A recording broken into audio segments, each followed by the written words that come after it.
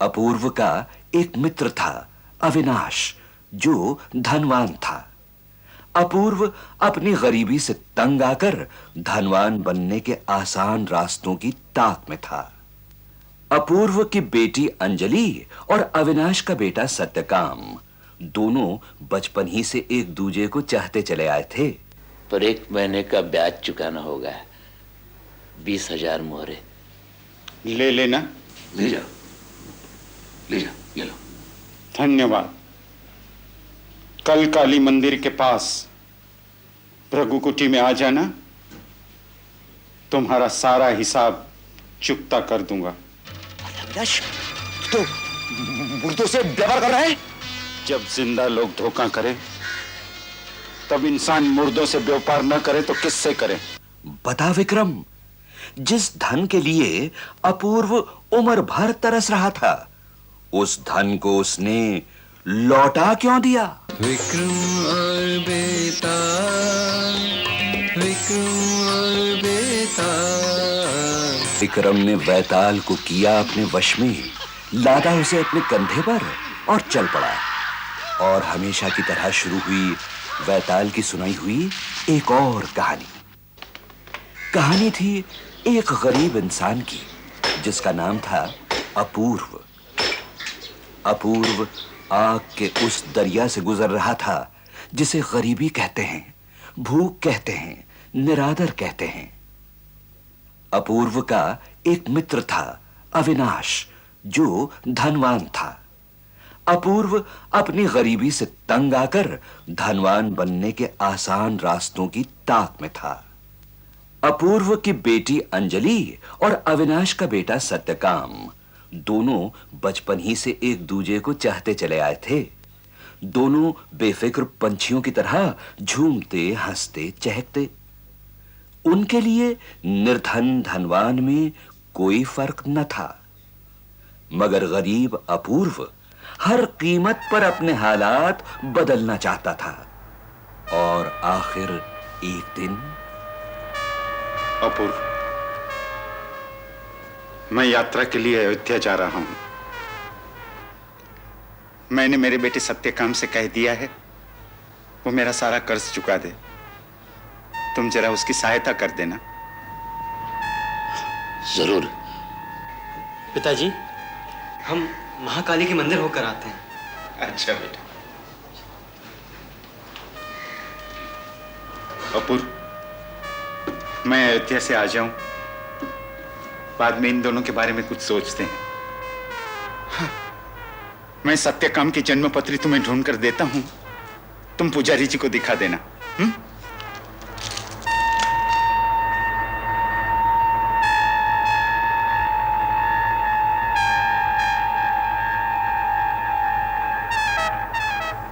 अपूर्व, अब तुम्हारा वक्त आया है।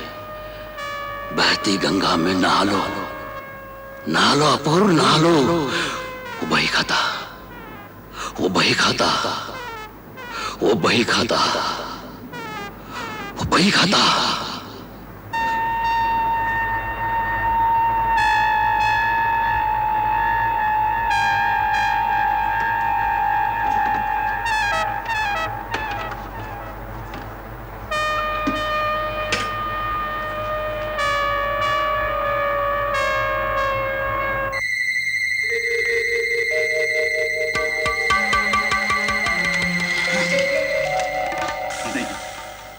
जन्मपत्री कहीं नहीं मिली। शायद इस संदूक में होगी। मिल जाएगी, मिल जाएगी। अच्छा, मैं चलता हूं।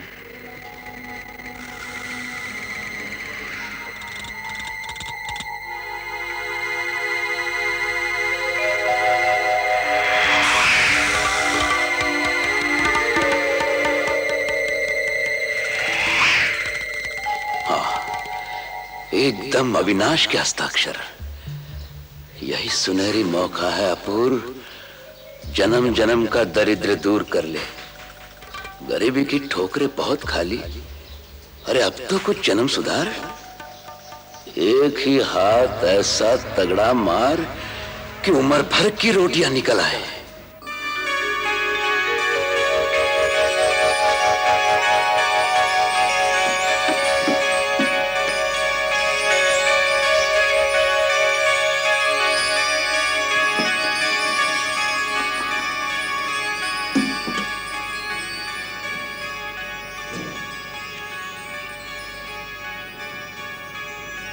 चाचा जी, ये ठीक है ना?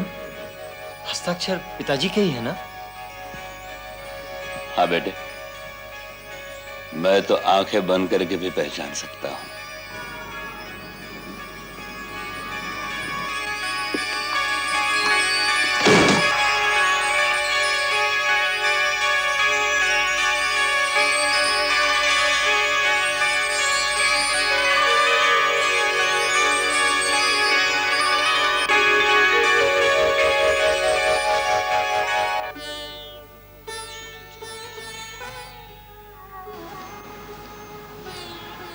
आज्ञाराम जी की 1.5 लाख मोहरें देना बाकी रह गया। तुम्हें वो भी चुका देने चाहिए, नहीं तो तुम्हारे पिता के मन पे बोझ रह जाएगा। अब तो सिर्फ ये घर ही बाकी रह गया। तो इन्हें घर ही दे दो। मैं तैयार हूं। आप पूर्णमासी को आ जाइए, तब तक ये घर मैं पंचायत से आपके नाम लिखवा दूंगा।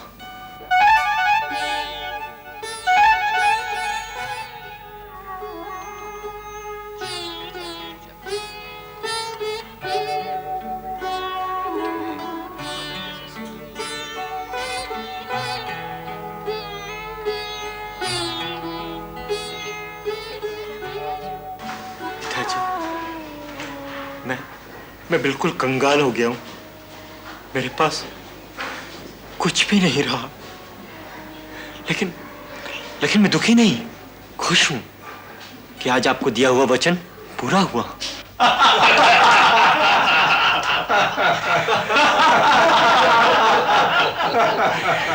वाह अपूर्व वाह, तुम तो अविनाश के एकदम हस्ताक्षर कर लेते हो। हाँ, और तुमने तो उसकी बही बदल कर उसी के संदूक में रख दी। हाँ, मुझे अविनाश से 50,000 मोहरें लेनी थी और तुमने 1 लाख दिला दी। बाकी की 50,000 मोहरों में से आधा हिस्सा तुम्हारा।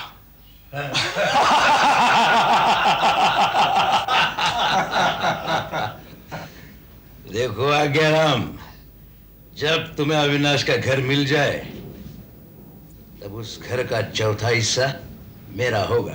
हाँ हाँ जरूर होगा। क्या फरियाद है तुम्हारी? महाराज, मेरे पिता ने एक भोले भाले नौजवान के साथ धोखा किया है। उनकी लाखों मोहरें लूट ली हैं। हानि उसकी हुई और फरियाद तुम कर रही हो, वो भी अपने पिता के विरुद्ध। उन्हें पिता कहते हुए भी मुझे शर्म आती है। एक बेटी को अपने पिता के विरुद्ध ऐसी बात करने का कोई अधिकार नहीं। तुम फरियाद नहीं कर सकती। फरियाद वो कर सकता है जिसको तुम्हारे पिता ने लूटा है। लेकिन महाराज, वो नौजवान इतना भोला भाला है कि मेरे पिता के विरुद्ध कभी आवाज नहीं उठाएगा। न्याय गूंगों के लिए नहीं होता है। तुम जा सकती हो।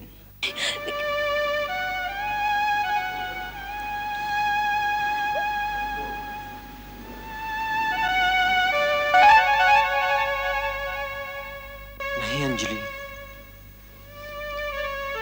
तुम्हारे पिता मेरे पिता के मित्र हैं।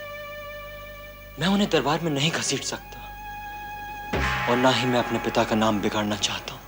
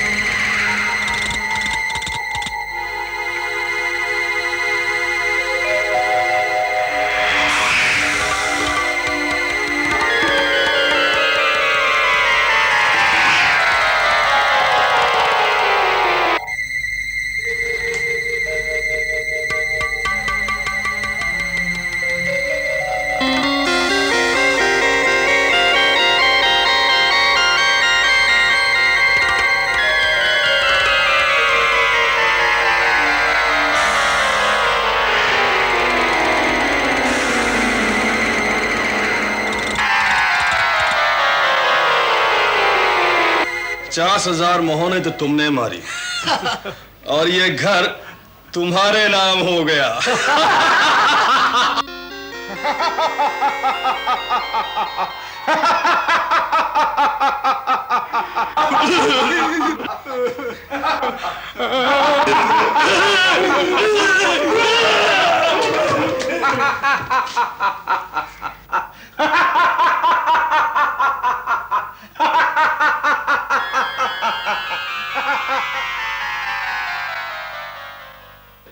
महाराज, मैंने पता लगा लिया है।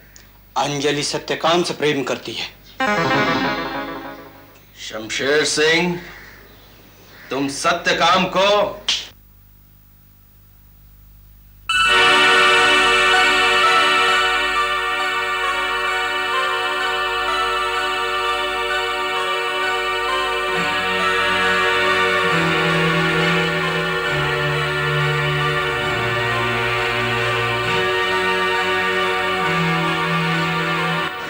सत्यकाम,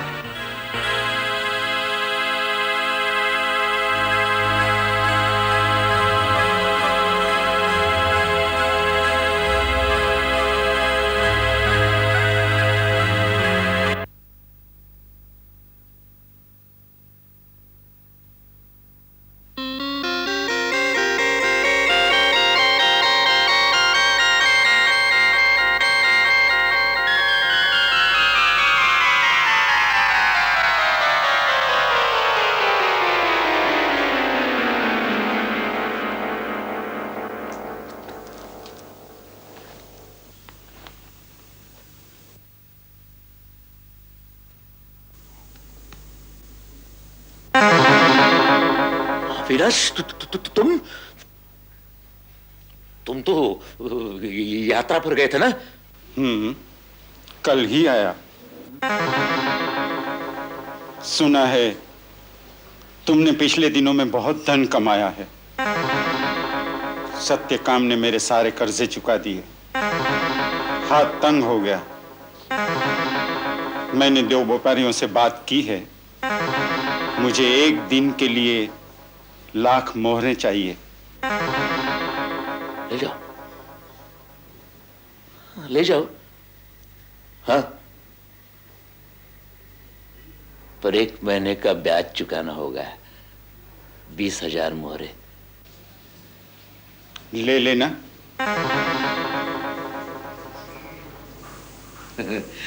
ले जाओ, ले जाओ, ये लो। धन्यवाद। कल काली मंदिर के पास भृगुकुटी में आ जाना। तुम्हारा सारा हिसाब चुकता कर दूंगा।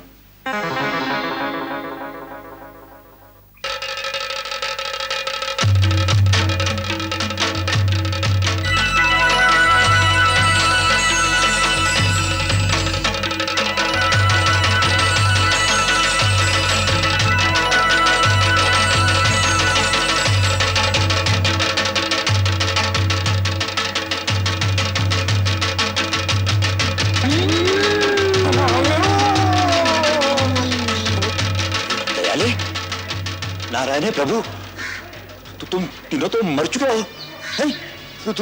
तुम सब यहाँ कैसे?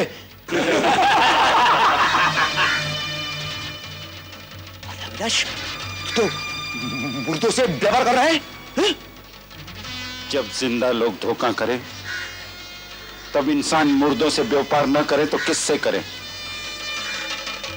तुमने मेरे भोले भाले बेटे को लूट लिया। मैंने बदला लिया। तुम्हें तुम्हारी 1,00,000 मोहरें वापस नहीं मिल सकती। क्यों क्यों क्यों क्यों क्यों? कभी मुर्दे भी माल वापस करते हैं।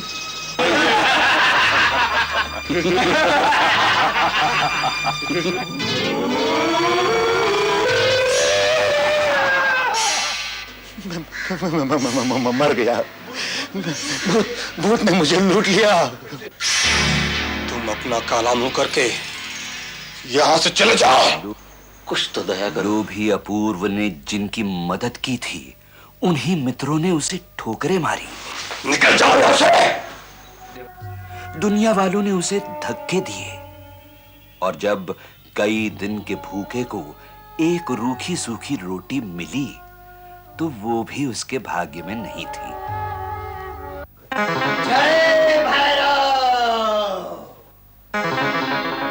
जय भैरव, अपाला कपाला जमूरा कपूरा, भैरव काला बंद सपूरा, गली गोल गिल गिल, गली गोल गिल गिल, गली गोल गिल गिल, चो।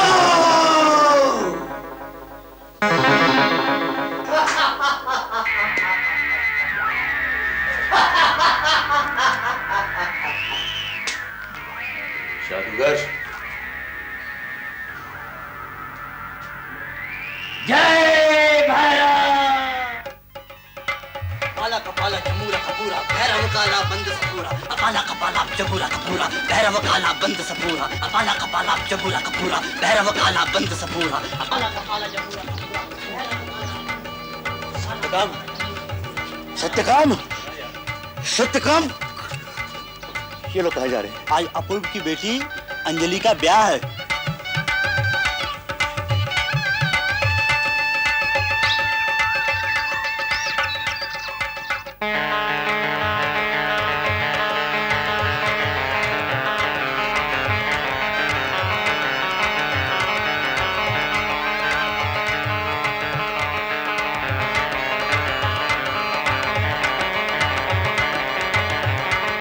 ओम चंदनम पुष्पम अक्षतम अर्पते। विराजिए।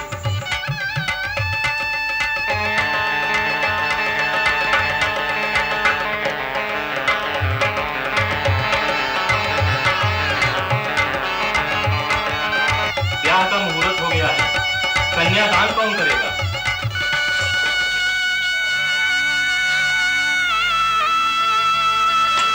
बापू, बाबा, बाबा,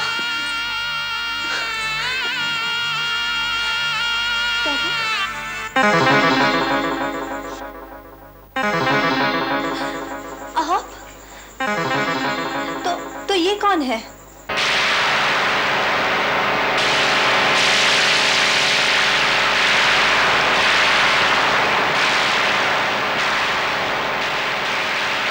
राजकुमार, मैंने तुम्हें चेतावनी दी थी कि मैं जादू से तुम्हें सत्यकाम बना दूंगा, लेकिन अगर असली सत्यकाम आ गया तो तुम फिर से अपने असली रूप में आ जाओगे और मेरी मौत हो जाएगी। आ जाए भैरव, जय भैरव।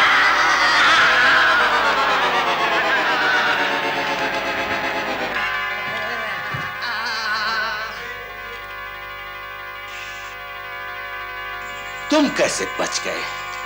ओह, तो वो खूनी आपने भेजा था।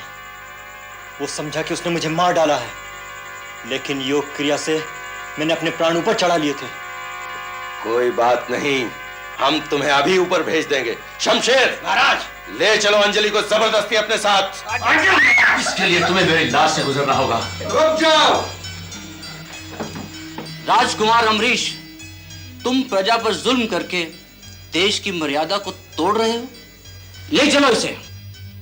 लेकिन महाराज, महाराज,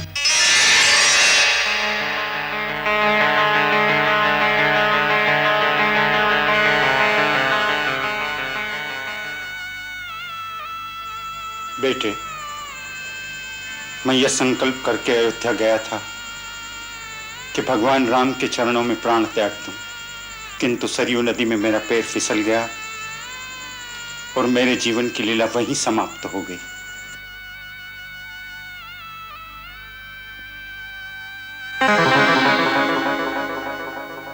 अपूर्व, तुम्हें धन की जरूरत थी, तुम मुझसे कहते, मैं तुम्हें अवश्य देता, लेकिन तुमने यह क्या किया? एक भटके हुए दोस्त को सबक सिखाने के लिए ही मैंने ये लाख मोहरें तुमसे ली थी। लो जी, तुम रखो, मुझसे ज्यादा इसकी जरूरत तुम्हें है। लो।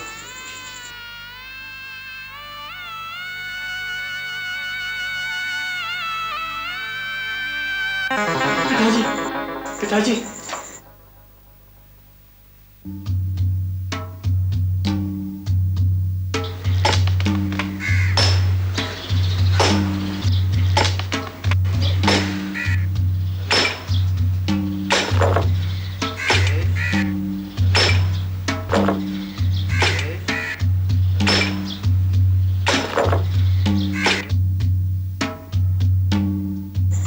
बेटे, मेरा इन पर कोई अधिकार नहीं।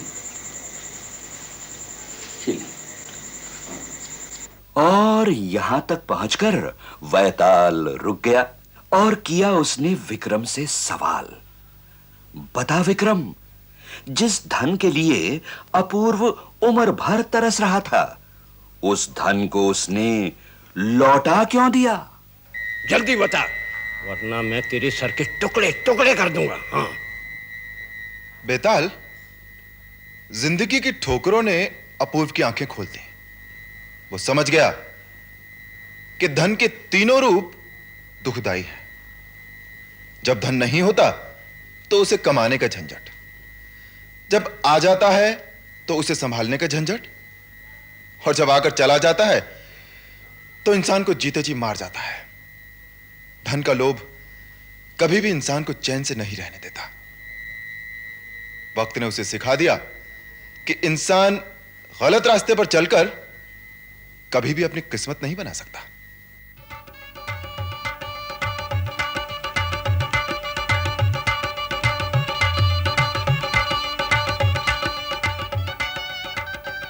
वाह विक्रम, ठीक न्याय किया तुमने, लेकिन एक भूल कर गया ना।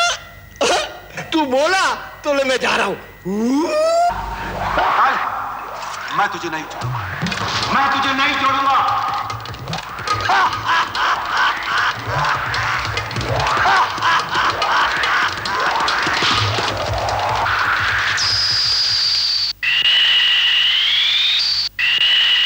विक्रम बेटा, विक्रम